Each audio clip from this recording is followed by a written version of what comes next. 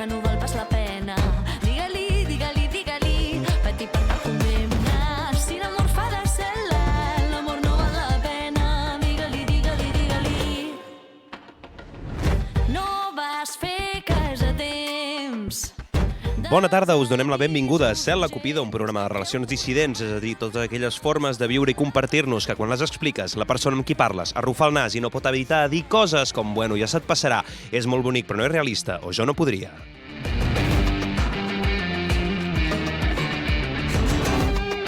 Som a Tarragona Ràdio, sonant cada 15 dies els dimecres de 3 a 4 de la tarda i ens podeu repescar online a tarragonaradio.cat, iVox, Spotify o YouTube.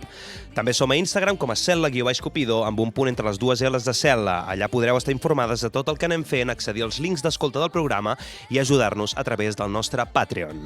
Digue-li, digue-li, digue-li. Avui tenim amb nosaltres a Roma de las Heras. Roma, ¿qué tal? ¿Con qué pronombre nos tenemos que dirigir a ti? Muy bien, con ella. Bona Ella? tarda. Bona tarda. La Roma és sexòloga, feminista i activista en diversos àmbits, entre el que destaca el de la diversitat relacional. Fa uns mesos va publicar, junt amb Beatriz Herzog, Belo Ceatance i Nazaret dos Santos, el llibre Anarquia Relacional, una novel·la gràfica. Havia de venir a presentar el llibre el passat 3 de maig a un nou Amors Llibres a la llibreria La Capona, però a darrera hora vam haver de cancel·lar. Però no passa res, perquè la podem tenir online, igualment al programa, i és un plaer tenir-la. Jo sóc l'Uri Mas, el meu pronom és ell i utilitzo tant el femení com el neutre genèric. I avui seguim desgranant l'anarquia relacional, aquest horitzó cap al que moltes caminem per no tornar mai més a estar tancades dins d'aquesta cel·la, la Cel·la Cupido.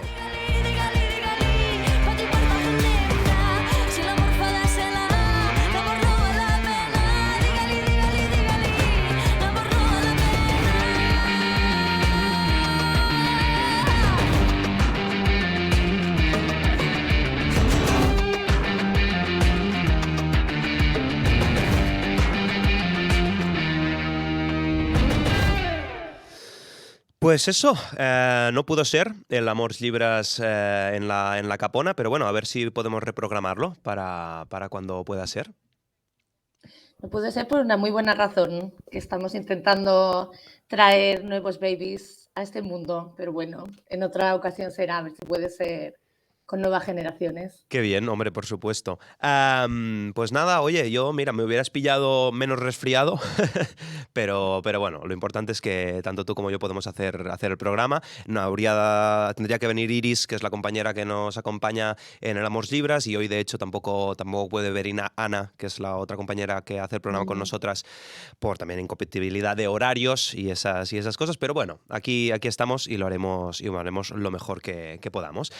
Bueno, vamos allá, metamos las manos en la masa. En marzo de 2023, junto con la editorial Con Tinta Me Tienes, publicáis Anarquía Relacional, una novela gráfica. ¿Qué tal? ¿Cómo han sido estos primeros meses del andar del libro? Ya un año y 2 meses.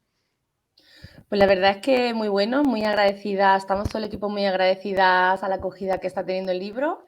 Primero porque, bueno, pues se han vendido un montón y eso siempre es maravilloso, ¿no? También por la parte de que nos ha permitido abrir un montón de espacios para conversar sobre anarquía relacional, ¿no? Porque al final es como la gana de llevar el libro, de que la gente nos lleve, ¿no? Como vosotras a cada una a su territorio. Y lo que más nos gusta, a mí por lo menos lo que más me gusta siempre es de presentar el libro, es poder hablar de estos temas, ¿no? Y generar un espacio donde la gente se pueda encontrar, eso siempre es chulo. Entonces, pues llevamos un añito y pico pudiendo darle vueltas a esto con la gente, que al final es lo que, cómo llega, si a la gente le llega, le hace sentido con las cosas que le pasan, ¿no? Entonces, muy buena experiencia en ese sentido. Uh-huh. Claro, tú llevas ya unos cuantos años haciendo activismo del tema, ¿no? Y ahora has sacado este libro, ¿no? Al final, esta novela gráfica. Claro, hay un antes y un después o sea, a ver, voy a intentar reformular la pregunta. Quiero decir, como en estos años que llevas, ¿no? Desde que hasta que se publica este Anarquía Relacional, ¿no? Que antes, ayer cuando preparábamos el programa, ¿no? Hablaremos un poco del cero, ¿no? De qué es esto de la anarquía relacional y demás. Pero respecto a la gente que viene, ¿no? A la gente que va a los encuentros, a las presentaciones de los libros y demás, o sea, ¿sientes que ya no se está en ese punto cero o todavía hay que picar mucha piedra? Mm. Pues yo creo que es interesante esta pregunta porque me permite hablar de algo que a mí me parece que es muy importante. O sea, yo creo que ha cambiado un montón de cosas. Cuando traduje el libro El Manifiesto de Anarquía Relacional de Adri Nordgren, era 2013, o sea, hace 11 años. Poco después lo tradujo Juan Carlos también, que es el otro autor que ha sacado un libro sobre el tema, que luego podemos hablar un poco Juan Carlos Pérez del Cortés, que se tiene que Juan decir con Carlos. todos los apellidos, como un marqués.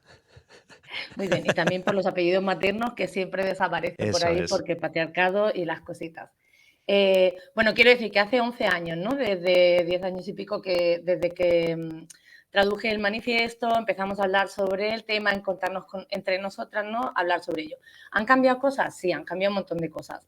Algo que ha cambiado a mí me parece importante, lo más relevante es un término que ya se conoce, ¿no? Por lo menos dentro de nuestros mundos, de los mundos de las relaciones alternativas, de los mundos de pensar las relaciones desde el feminismo, desde toda esta parte, ¿no? De las relaciones conscientes, no convencionales, no monógamas, como quieras.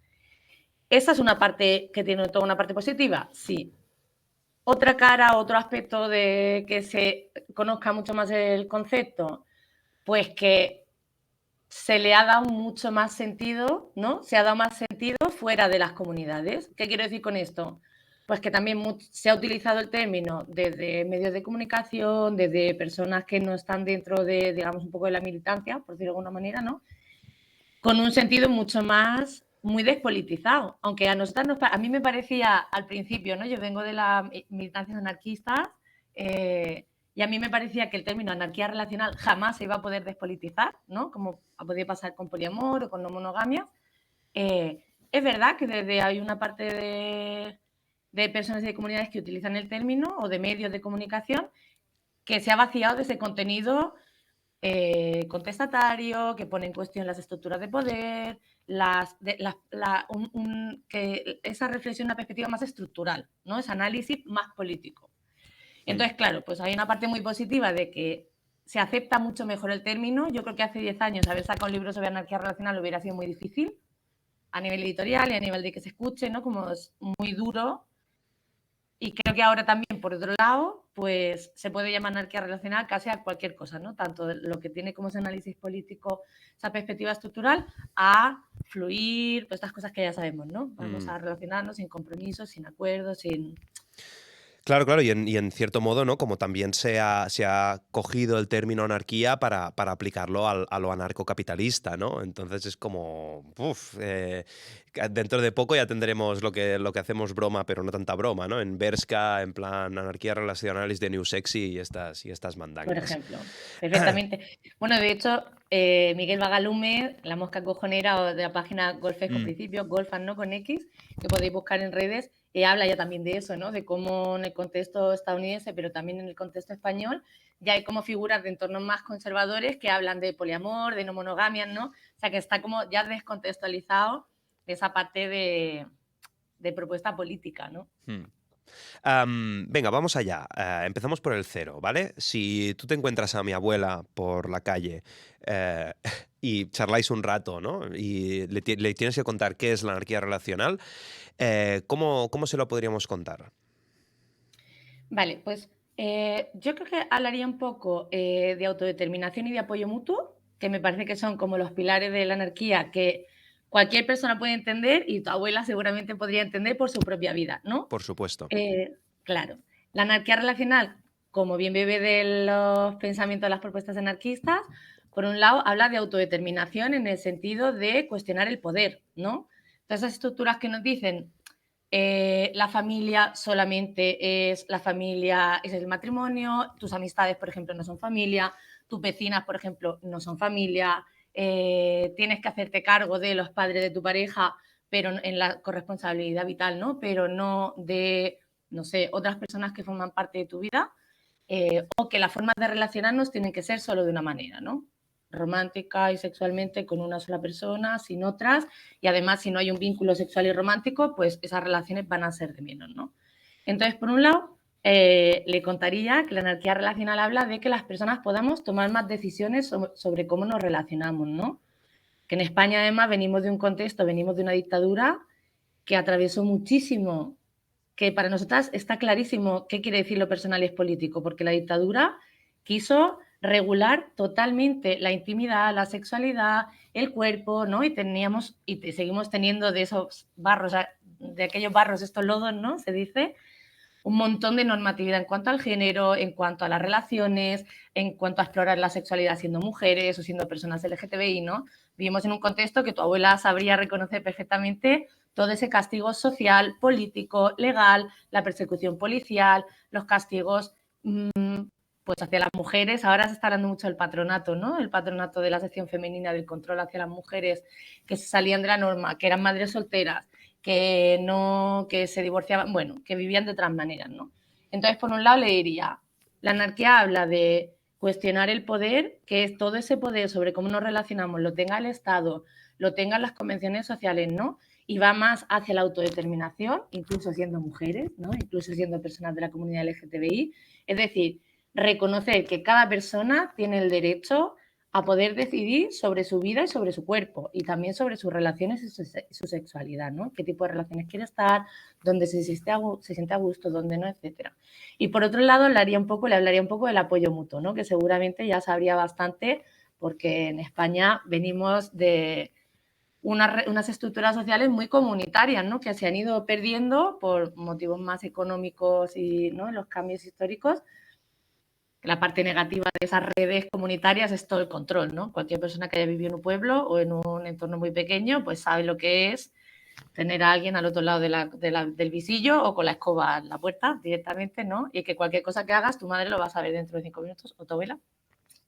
Pero también toda esa parte comunitaria, ¿no? Entonces, la anarquía relacional también habla de reconocer todas esas relaciones que nos sostienen la vida todos los días, ¿no? Y que no son única y exclusivamente, ni muchísimo menos, la pareja romántica, ¿no? Incluso aunque tú tengas una relación de pareja romántica y ese sea tu modelo de relación y de familia, tu vida se sostiene por otro montón de relaciones, ¿no? Que la hacen posible, que antes eran en las redes de apoyo mutuo, que ahora, pues de la gente que nos escucha puede pensar en si tenéis criaturas, pues a lo mejor las otras familias del cole, o la gente que te permite ir al trabajo y donde dejas a las crías para que las lleven y luego tú recoges a las demás y las llevas, como todas esas relaciones, o las cooperativas de trabajo, sindicales, las vivencias, las convivencias colectivas, ¿no? Como las estructuras de convivencia donde hay más gente. Entonces, la anarquía relacional también habla de, vamos a visibilizar desde una perspectiva feminista todas esas relaciones que nos sostienen la vida y que el amor romántico, la monogamia obligatoria, que ahora hablamos si queréis, lo que nos dicen es, no, la gente lo que más te vas a hacer sentir realizada es tener una relación de pareja romántica exclusiva y conforme te vas haciendo adulta ir dejando atrás el resto de relaciones, ¿no? De amistad, de afinidad, de cooperación, ¿no? Vete a vivir solo con tu pareja, ten criaturas solo con tu pareja, si te haces una hipoteca, hazlo solo con tu pareja, ¿no? Si alguien se pone enferma en tu entorno, solo te van a dar permisos en el trabajo, ahora no tanto ya, pero solo si es tu pareja, ¿no? Entonces, la anarquía relacional vendría a poner en cuestión todo eso, ¿no? Y de hecho, cuando, o sea, no, supongo que a ti te ha pasado, pero cuando yo, compañeras, ¿no? Ponemos eso encima de la mesa, ¿no? Normalmente se dice, pero eso ya se sabe, ¿no? Pero eso ya, sí, ya, eso, sí, yo también tengo amigos que me ayudan, ¿sabes? Ya, sí, todo es total. O sea, en realidad no estáis cambiando nada, ¿no? Y es como, bueno, pues no sé. Sí, seguro, ¿no? Seguro que es así. Claro, para eso a mí me interesa, creo que es súper importante hablar de las convenciones sociales y de las estructuras, no que eso es lo que a mí me interesa. O sea, a mí no me interesa tanto, que también, todas las formas distintas en las que las personas nos salimos de las estructuras y nos organizamos la vida, que me parece estupendo si tú tienes muchas amigas, si la otra tiene una tribu de crianza, si la otra se ha hecho un sindicato y con eso, bueno, como sea, ¿no? A mí lo que me interesa es visibilizar la monogamia como estructura que organiza la sociedad, ¿no? Más allá de los arreglos que cada persona se haga con su vida, ¿no?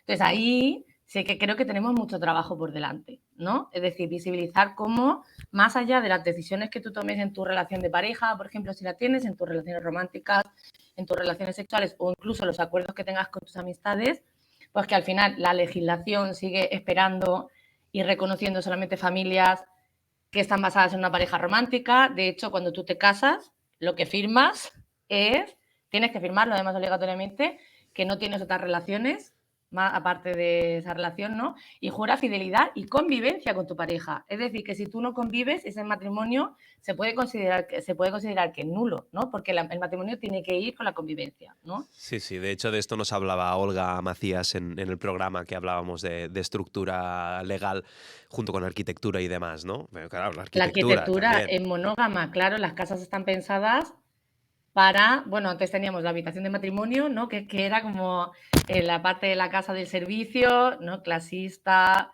para un tipo de familia, para un tipo de crianza, para un tipo de arreglos románticos. Entonces, como no es tanto, por ejemplo, la afiliación de las criaturas, hablando de familias, ¿no? Si tenemos criaturas, las criaturas en España, los niños, las niñas, solo pueden tener solo pueden estar filiadas por 2 personas adultas, ¿sí? Y esas 2 personas generalmente, o sea, por ejemplo, si es el caso de que las 2 personas adultas son mujeres, tienen que estar, hasta hace muy poquito tenían que estar casadas.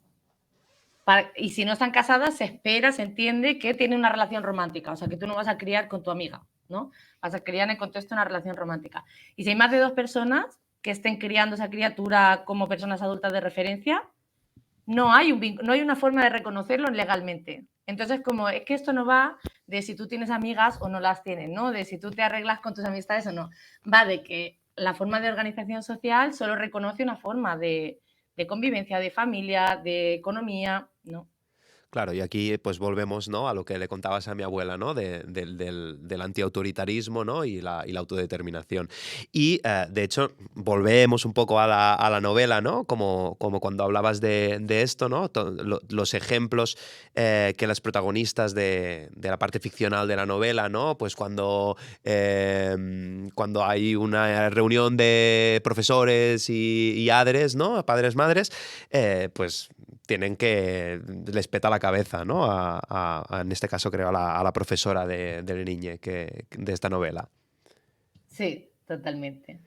Claro, es un poco la negociación entre la norma y las formas que se salen de la norma, que son muchísimas, ¿no? O sea, para mí no es tan importante definir lo que decía, cuántas formas diferentes hay de salirse de la norma, sino nombrar, definir la norma, ponerle luz, visibilizar, ¿no? Y decir, bueno, todo lo que se sale de ahí va a recibir un castigo, va a recibir invisibilidad, va a recibir estigma. Entonces, necesitamos ponerle luz y cuestionarla, ¿no? Y Claro. una de las Didi. en la novela, Ujú. yo he hecho la parte del ensayo. Sí, que vamos a eh, hablar de ello un momentito, porque tú te encargas hay 4 personas implicadas. Tú te encargas de los textos teóricos, que son los textos escritos en azul, si no recuerdo mal. No, perdón, en rojo. Eh, Luego, Beatriz Bea, Herzog lleva el guión, entiendo que es la parte más ficcionada. Porque hay unos cuantos personajes que, pues, como encarnan, ¿no? Hacen corpóreo toda esa teoría. Luego Belo Ceatance se encarga de ilustraciones y de la dirección de arte. Y luego tenemos a Nazaret dos Santos que hace la línea final, ¿verdad? sí, eso es. Eso es, claro. Y entonces ahí nos pasaba un poco, cuando nosotros empezamos a hacer la novela, eh, queríamos que fuera una novela que no se quedara solamente en cuestiones abstractas, ¿no? A mí me interesaba un montón hacer, o sea, la idea de este libro es hacer un ensayo de ideas abstractas, pero queríamos también que reflejara de alguna manera las vivencias de las personas, porque para eso nos sirven las palabras. Yo esto lo digo siempre, ¿no? Nosotros no venimos, o en mi caso que escribo el ensayo, yo no vengo a decir nada nuevo, sino a poner palabras a experiencias que ya llevamos viviendo muchísimo tiempo, ¿no? Entonces, claro, es como, no queremos que las palabras generen nuevos ideales, ¿no? A donde yo tendría que enganchar mi experiencia, ¿no? Es como, vale, pues ahora os traigo un nuevo modelo de relacionarse que se llama anarquía relacional y que para hacerlo se hace así. Y entonces tú tienes que meter tu propia experiencia para que encaje dentro de ese modelo, ¿no? Que yo lo que quiero hacer es lo contrario, es poner palabras para experiencias que ya estamos viviendo y que por muchas razones nos cuesta porque te encuentras en un mundo que no refleja tu experiencia, ¿no? Que no espera tu experiencia y con el que te chocas todo el tiempo. Entonces, poner palabras nos sirve para entender por qué nos chocamos todo el tiempo, para entender que no es una cosa que te pase a ti porque tú lo estés haciendo mal, ¿no? Sino que es que vives en un mundo que tiene unas normatividades, ¿no? Contra las que te estás chocando, que es una cosa sistémica, que es estructural, y para encontrarte con otras que también tengan experiencias parecidas, ¿no? Entonces, claro, con Bea con Beatriz Herzog, la guionista, lo que conseguimos, en realidad era todo el equipo, ¿no? Que estábamos como hablando sobre cómo queríamos ir aterrizando los capítulos, pero veía que es un poco quien ha liderado la parte del guión, pues fue creando estos personajes y fue creando esta trama en la que en cada capítulo les van pasando cosas en su vida, ¿no? Que reflejan un poco esas ideas abstractas. Es como, muy bien, esta idea, ok, pero en tu vida, como decía tu amigo o tu amiga, ¿no? Que te decía, bueno, sí, eso ya lo sabemos. Como eso en tu vida, ¿en qué se traduce, no? ¿Qué significa la matonormatividad en tu vida?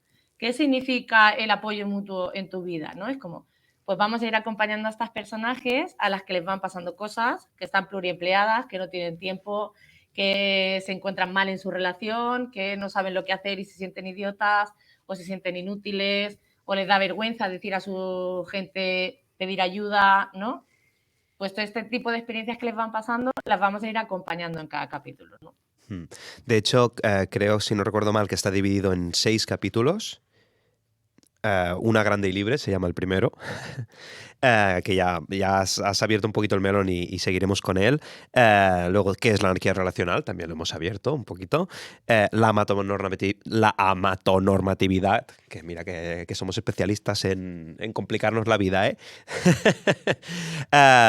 Los guiones de la cultura amorosa, que en este hay una de las historias, para mí como una de las historias más bonitas y al final dolorosas de la novela, que yo estaba en el avión leyéndola y estaba llorando por la historia de 3 de los personajes. Finalmente, después estigmas, que también hablaremos de ello, y finalmente experiencias compartidas por comunidades que están en los márgenes. Entonces, son 6 capítulos en los que al final se va entremezclando teoría con cuerpo, ¿no? Palabra con cuerpo, y al final ese azul y ese rojo, ¿no? En la figura de uno de los personajes se amalgama, ¿no? Y empiezan a ir a una, ¿no? Ambas partes, que eso también es muy bonito bueno, es una apuesta de la novela que es muy chula. Bueno, vamos a pasar un poquito más hacia adelante antes, pero quería comentar una cosita, que es que uno de los símbolos para identificar la anarquía relacional lo hiciste tú, que es el que llevo yo aquí en el ordenador. No sé cuál es mi cámara, pero bueno, yo lo voy a enseñar, que es este de aquí, que es como una especie de A con un círculo, muy típica de la anarquía, pero de las puntas de esta se alarga un poco y van saliendo unos círculos entrelazados entre sí. Bueno, no sé si Yo no lo estoy quieres... viendo, no sé si lo veis Yo creo que vosotras, las compas que lo vean por YouTube lo van a ver. No sé si lo he vale. definido suficientemente bien. Quizá nos puedes hablar tú un poco más de ello. Del logo. Sí. Vale, pues sí, el logo que existía cuando yo encontré el manifiesto, ya el equipo que hizo el manifiesto, de las personas que estaban dándole vueltas, ya habían propuesto un logo de la anarquía relacional, que es el más clásico, ¿no? Que es un corazón con una A de la anarquía, ¿no?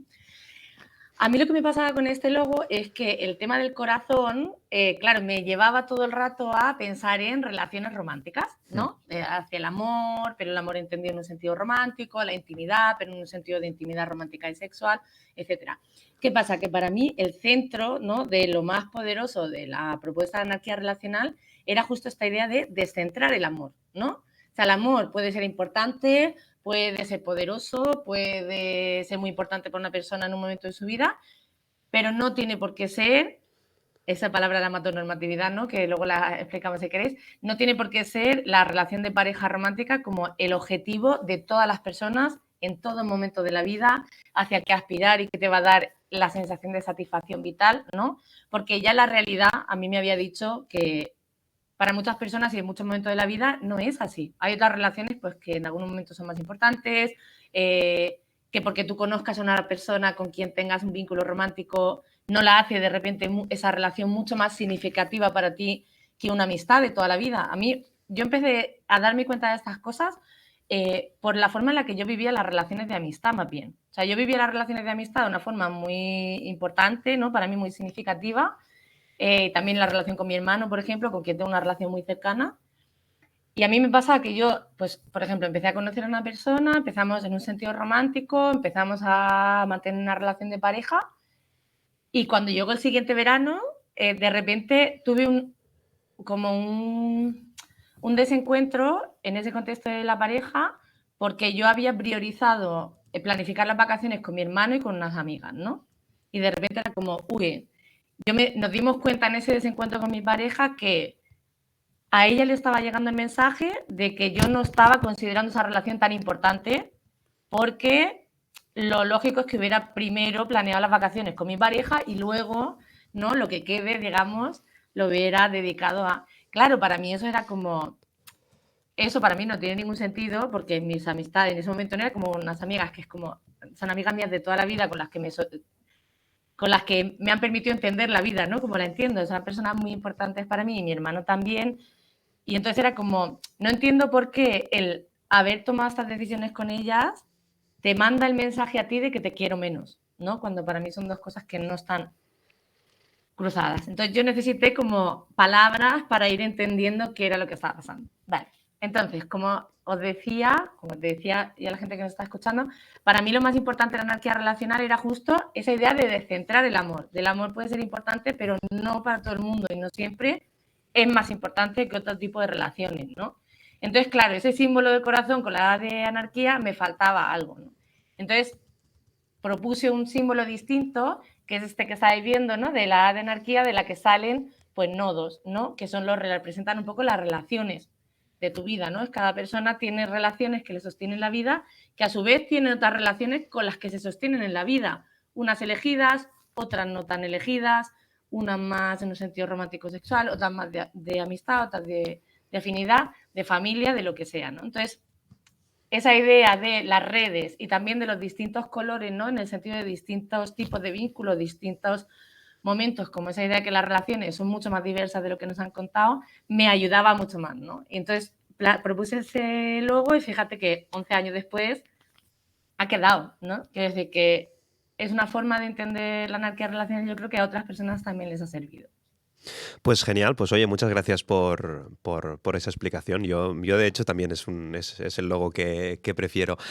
Seguimos para adelante, vamos a hablar un poquito de uno de los temas que ya han ido saliendo, pero que vamos a centrarnos un poco, que es el tema del contexto, ¿vale? Pero antes vamos a escuchar una de las canciones que has propuesto para este programa, que es María Pelae, y el tema Que vengan a por mí.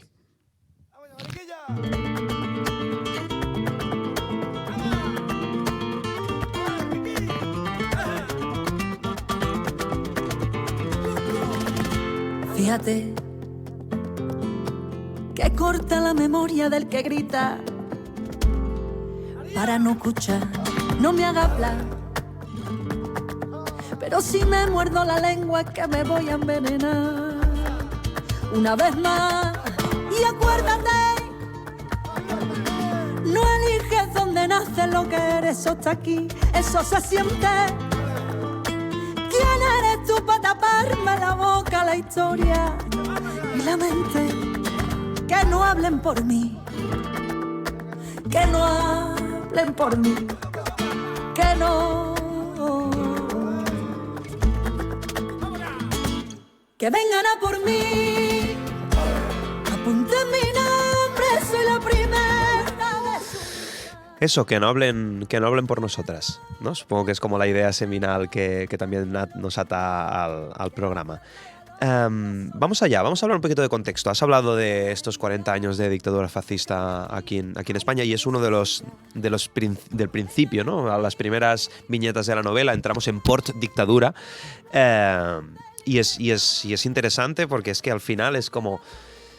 hablamos mucho desde la hora y es como nos hemos olvidado que es que nuestros padres, ¿no? Ya estuvieron enmarcados en ahí, ¿sabes? Y ya no, por no hablar de nuestros abuelos y abuelas, ¿no? Entonces es como, wow, venimos de eso y lo que te has dicho, de esos fangos, estos lodos, ¿no? ¿Por qué empezasteis por dictadura? Bueno, yo necesitaba hacer ese marco, ¿no? Para empezar a hablar.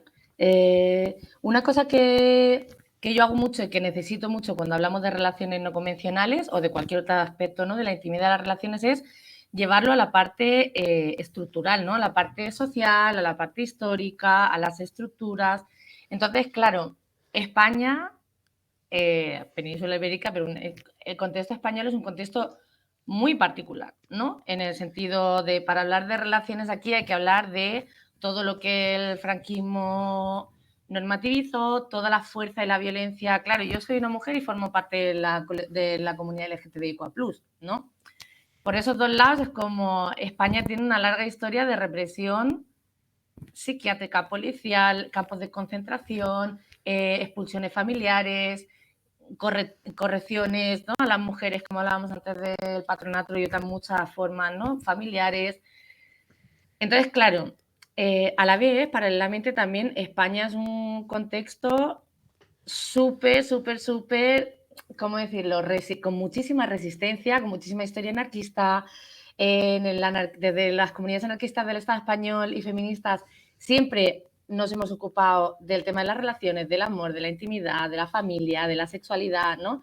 Desde las comunidades LGTBI lo mismo, ¿no? Son como que vivimos en un territorio muy rico en esa resistencia, ¿no? Como que tenemos una cultura muy, muy grande, muy rica en ese sentido, ¿no? Entonces, claro, es como para hablar hoy, primero, para publicar hoy un libro que habla sobre salirse de la norma en las relaciones, tenemos que hablar de que solo podemos publicar un libro como este por los avances feministas y por los avances LGTBIQA+, ¿no? Que han roto un montón de normas, que han permitido que tiremos abajo leyes que eran horribles, ¿no? Que nos hacían de segunda, con todo lo que nos queda aún, ¿no? Especialmente, pues, sabemos para las personas más vulnerables, para las personas que no tienen reconocida su situación administrativa, para las personas trans, para, ya sabemos, ¿no? Para las personas racializadas por todo el racismo que queda, etcétera, etcétera. Pero quiero decir, claro, yo necesitaba hablar de eso, porque para entender cómo funciona el estigma hoy, cómo funcionan los avances hoy, ¿no? Cómo hemos podido llegar a tener el lenguaje que tenemos hoy en día, a poder hablar de esto, a poder encontrarnos en una cafetería a plena luz del día para hablar de relaciones no monógamas, o hacer un programa que esté en abierto en la radio en España, ¿no? Viniendo de ese contexto que hemos venido, tenemos que hablar de los avances feministas y de los avances LGTBI, ¿no? Y de todo ese contexto de la dictadura, ¿no? Si lo pensamos ahora, en un ejemplo muy corto, yo creo que se va a entender muy bien.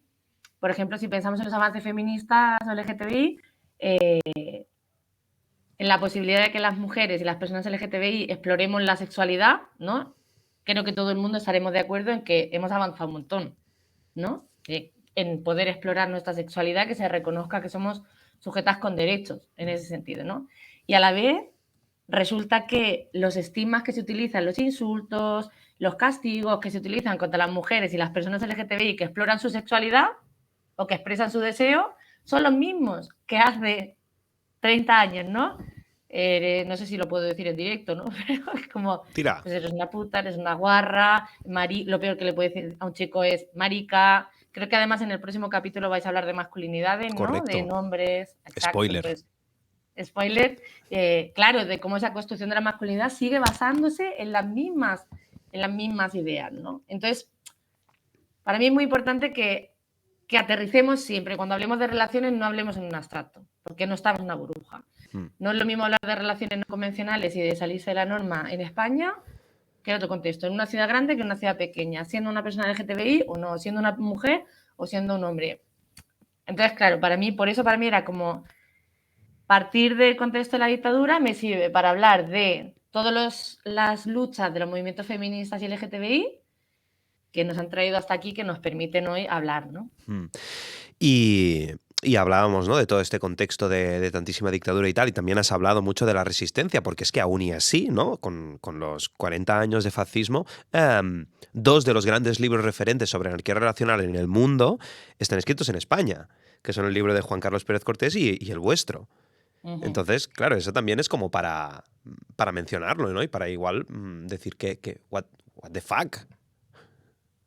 Eso es una cosa que Juan Carlos y yo cuando trabajamos juntos, ¿no? Cuando hacemos presentaciones o cuando nos encontramos y hablamos, que a los dos nos llama la atención, ¿no? Como no que hayamos acabado haciendo libros, porque llevamos pues conociéndonos desde que publicamos el manifiesto, ¿no? Hace 10 años, pero sí que pues que es verdad que son los dos únicos libros que hay escritos específicos sobre anarquía relacional ahora mismo en el mundo que conozcamos. Los dos los hemos escrito en España, ¿no? Eso es como, bueno, para mí tiene sentido en el contexto pues, de esa tradición anarquista tan poderosa, ¿no? Que en España hemos tenido una revolución social a principios del siglo pasado, justo antes de la dictadura, ¿no? bueno, yo creo que tiene sentido dentro de nuestro contexto, es algo para que hace ilusión, por lo menos, ¿no? Pensarlo, que seguimos como recogiendo ascuas un poco de toda esa cultura. Y de hecho, bueno, vamos a hablar un poquito también del libro de Juan Carlos, que ya lo presentamos el año pasado y lo tuvimos aquí en el programa, porque eso, ¿no? Hace años que tanto tú como él estáis haciendo activismo sobre anarquía relacional, y quería preguntarte un poco si recogéis alguna cosa específica del libro de Juan Carlos para vuestra novela o si, digamos, añadís nuevas aristas, ¿no? Alguna cosa que hayáis echado en falta en el libro de Juan Carlos y digáis, ostras, pues aquí podemos añadir esa puntada, ¿no? Pues mira, es curioso porque, claro, los tiempos editoriales de cómo funcionan los libros son peculiares y a veces yo no los sabía antes de hacer un libro, Son ¿no? Tenía que ver insondables. que, exacto. Desde el otro lado, como puede que no sepan, ¿no? Cuando salió el libro de Juan Carlos finalmente a la venta, que me lo envió y lo pude leer desde el principio, yo ya había terminado el ensayo. Nosotras ya habíamos terminado la parte escrita, porque pensad que no hemos hablado mucho del libro, pero si lo puedes enseñar luego, Uri, el Sí, libro hombre, es una claro. novela gráfica, o sea, lleva 200 y pico páginas de ilustraciones, Además, súper todas las bonitas. páginas. Mm. Claro, entonces eso es un trabajazo que fue como el último año y medio del libro, de preparación del libro, fue todo el trabajo de gráfica, ¿no? Entonces, cuando el libro de Juan Carlos Pérez Cortés sale, nuestro libro ya está escrito, toda la parte de texto y de guión, ¿no? Entonces, no hemos podido hacer un diálogo entre los dos libros. A la vez, también os puedo decir que claro que hay un diálogo entre las dos diferentes perspectivas, ¿no? De la anarquía relacional, porque Juan Carlos y yo nos conocemos desde hace 10 años, nos conocimos a raíz del manifiesto. De hecho, yo lo publiqué en un blog que tenía en esa época y él lo publicó unos meses después, ¿no? Y enseguida fue como, uy, hay otra persona que está en esta onda también, ¿no? Y contactamos a través de redes sociales. A raíz de ahí, pues empezamos a conocernos, convocamos el primer encuentro ibérico sobre anarquía relacional, que lo hicimos en Albacete, creo que en 2016, donde nos juntamos, además muchas personas del territorio catalán vinieron también, nos juntamos a pensar la anarquía relacional, ¿no? Solamente para eso. Y luego nos hemos ido encontrando en diferentes espacios físicos, no solo virtuales, que también, siendo en diferentes encuentros, en las jornadas de amor plural, ¿no? Como en Valencia, en diferentes espacios. Entonces, claro, ahora hablamos también, ¿no? A lo largo de las presentaciones también, a mí me gusta decir, y esto lo he dicho con él también en las presentaciones, ¿no? Que creo que los libros hablan mucho de cómo somos las personas, ¿no? Que yo he hecho un libro como solamente lo podía hacer yo y que Juan Carlos ha hecho un libro como solamente podía hacer él, ¿no? ¿Qué quiero decir con esto para la gente que nos está escuchando? Pues que son dos libros que yo creo que son bastante complementarios, en el sentido en el que Juan Carlos es un profesor de universidad, es analítico, ¿no? Y es muy exhaustivo. Entonces, en el libro de Juan Carlos vamos a encontrar, si hablasteis el año pasado ya, un ensayo súper riguroso, con muchísima bibliografía, que se ha leído todo lo que puede tener alguna relación. O sea, es un libro... Una buena turra, sí, sí. es una o sea, como la idea es como hacer algo muy, muy, muy académico y muy, muy, muy exhaustivo, ¿no? De tocar todo, intentar recoger todo. De hecho, incluso hizo o está preparando, ¿no? Un pequeño juego sobre anarquía relacional, ¿no? De hacer preguntas y tal. Pero como lo conocemos, nos trajimos un temporizador, un reloj de arena. En plan, no puedes hacer una respuesta más larga de 1 minuto, Juan Carlos, háztelo como quieras. Eso es, claro.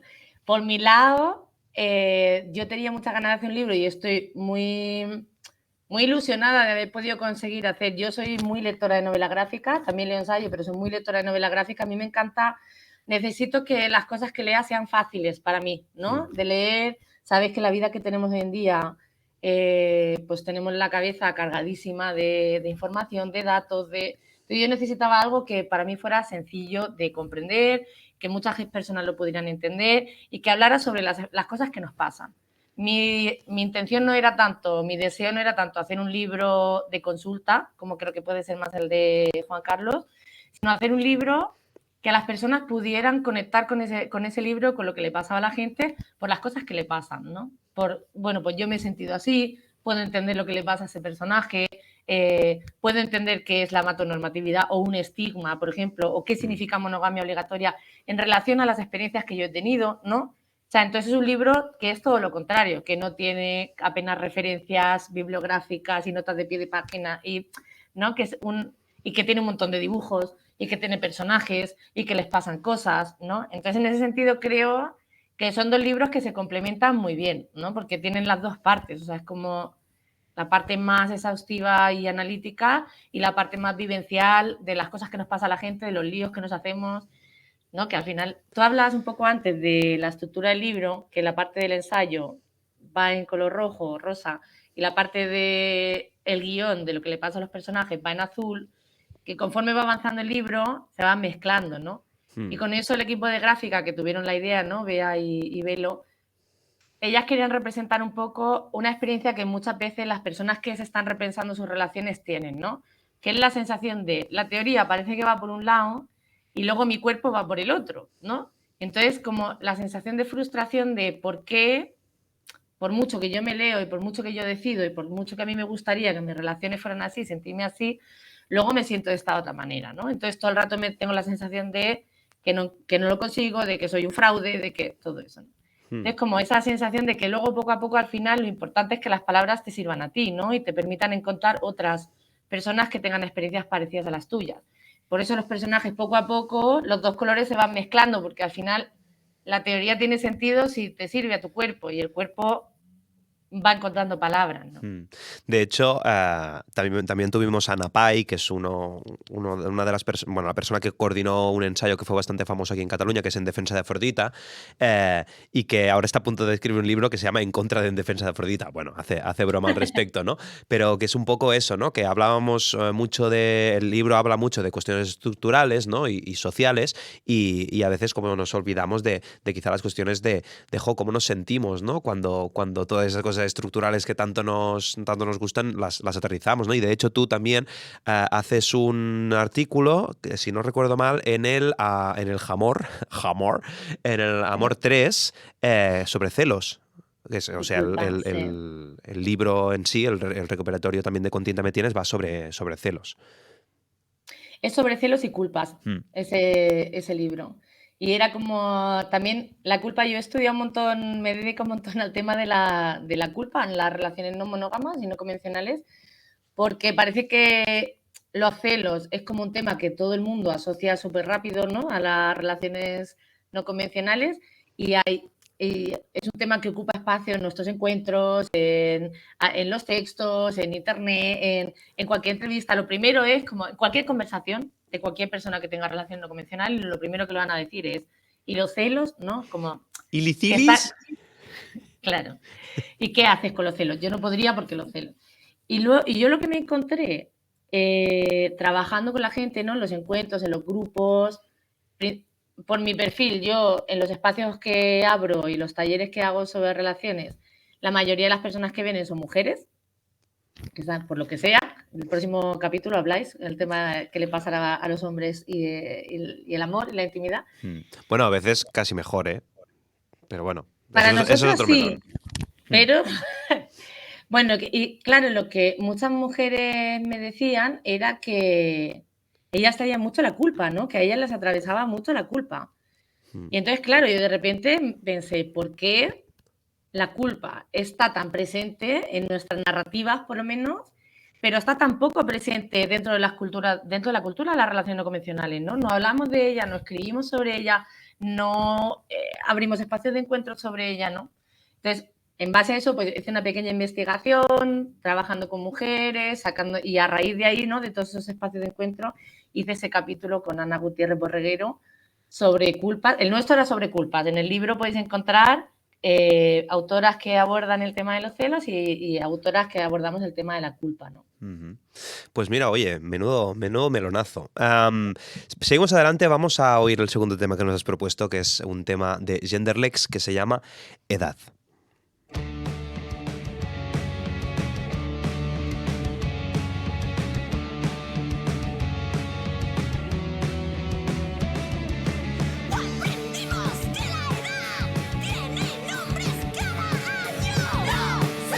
Invisibles, tipos que nos hacen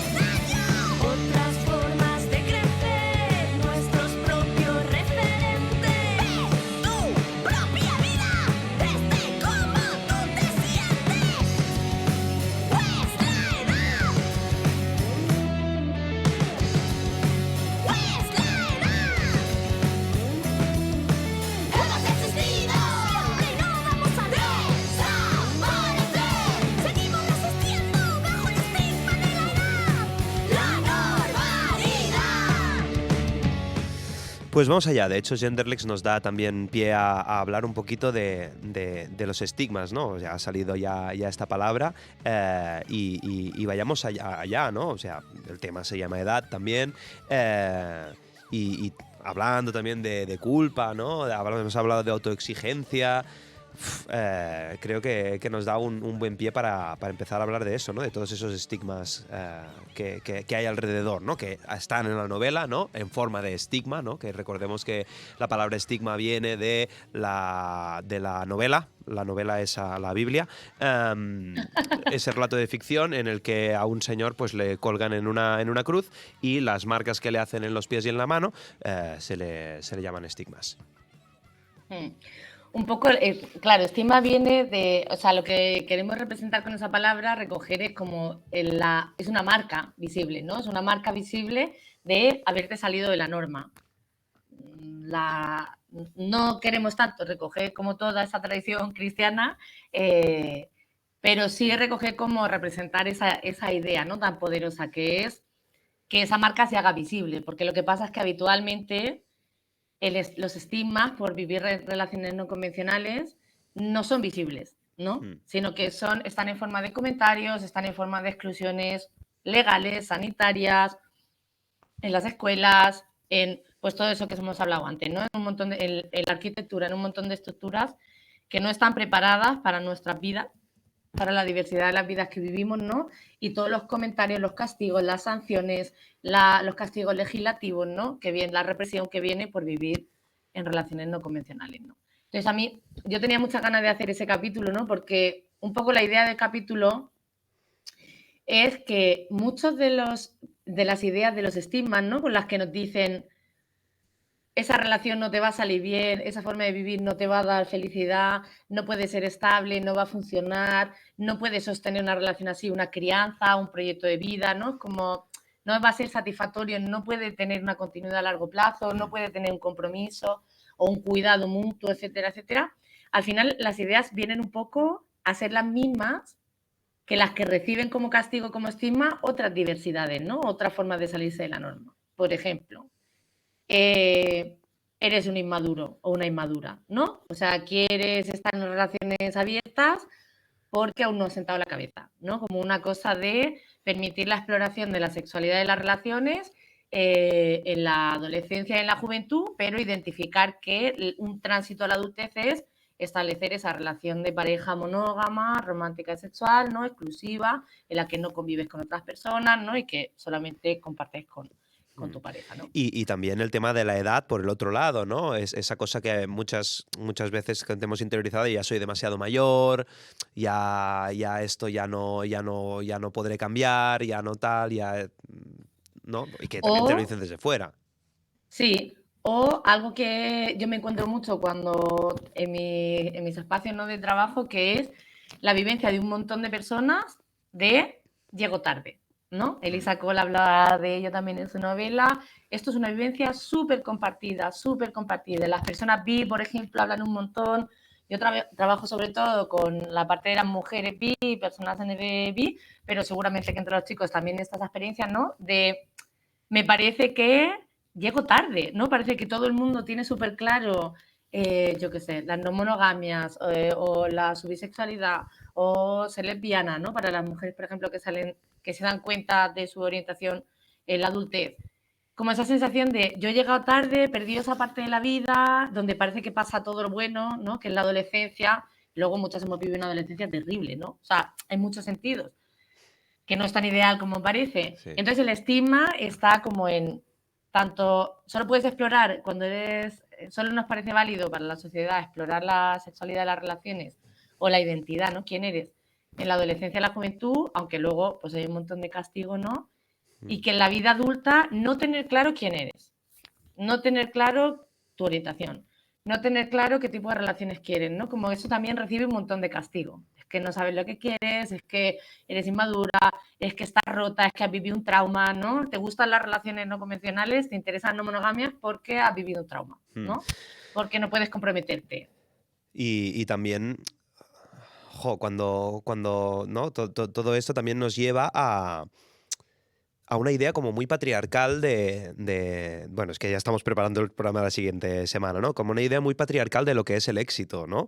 O sea, el éxito está ligado a algo inmutable, ¿no? Algo que siempre es así, que no cambia, algo con lo que tienes cierta distancia, ¿no? Y algo que vence, ¿no? Que son cosas muy típicas de cómo se definen las masculinidades y cómo las masculinidades han impregnado nuestro discurso político, ¿no? De tienes que ganar, tienes que tenerlo claro, tienes que ir a por todas, ¿no? Y cómo proyectos que parecieron emancipatorios como Podemos, ¿no? Etcétera, pues han acabado fuera de juego porque han podido con estas organizaciones, ¿no? Muchas veces esas maneras de entender la vida de una forma patriarcal, ¿no? Y una de las cosas que también recoge la novela, ¿no? Es esta cosa de sobre todo en la parte final, ¿no? En los comentarios finales de enarbolar la bandera del fracaso, ¿no?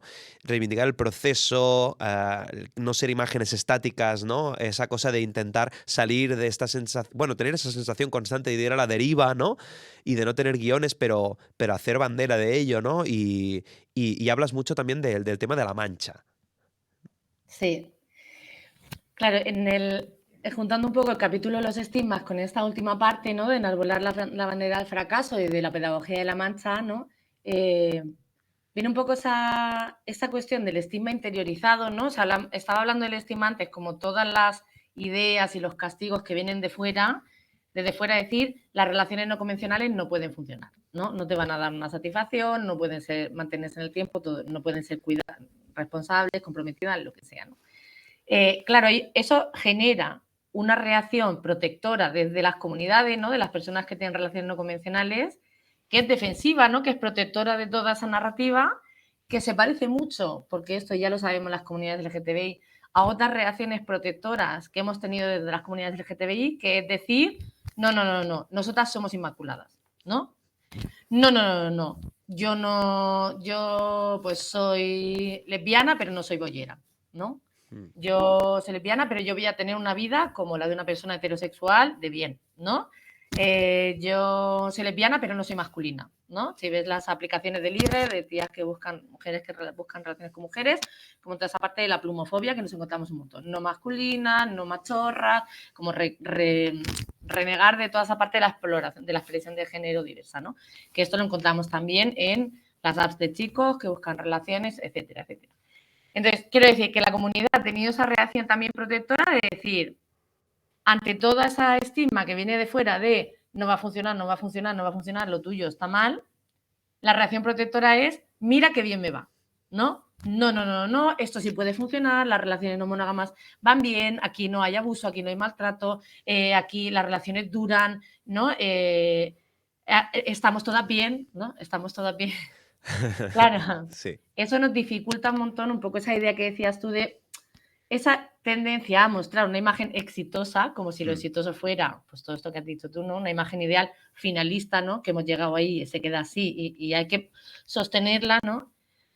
Nos ha dificultado un montón poder hablar de todas las experiencias que no encajan con eso, que son un montón, ¿no? Porque al final las relaciones no tiene tanto que ver el modelo de relación, que también, sino cómo vivas esa relación, ¿no?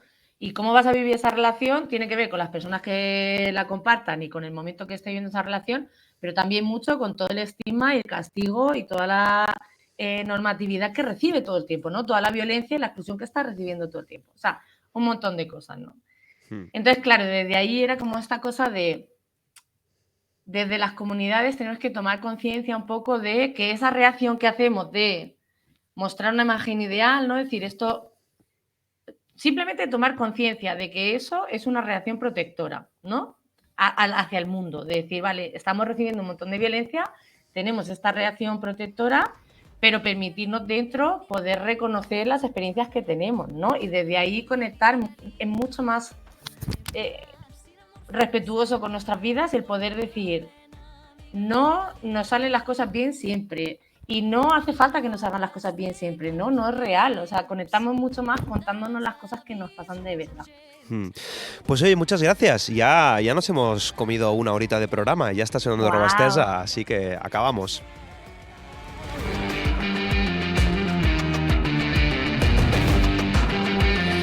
Arribem al final d'un nou cel a Cupido. Avui hem tingut amb naltros a Roma de las Heras, autora junt amb 3 companyes més de Anarquía Relacional, una novela gráfica.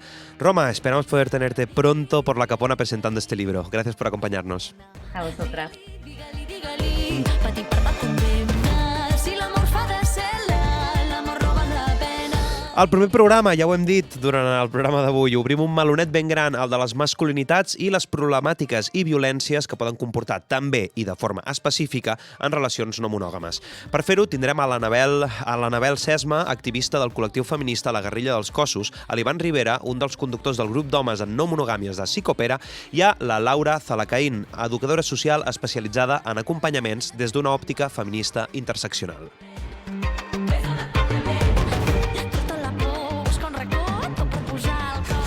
Recordeu que estem a Instagram com a cel·la_cupido amb un punt entre les dues L's de cel·la. Allà estareu al dia del que anem fent, us podreu comunicar amb naltros i repescar tots els programes de tarragonaradio.cat, YouTube, iVox i Spotify des del link de la bio. A més, des d'allà també podreu accedir al nostre Patreon i si ens ajudeu, a més de fer més sostenible la nostra feina, tindreu tot de material extra com el que fem servir per preparar els programes, accés a sortejos i a les xerrades postprograma.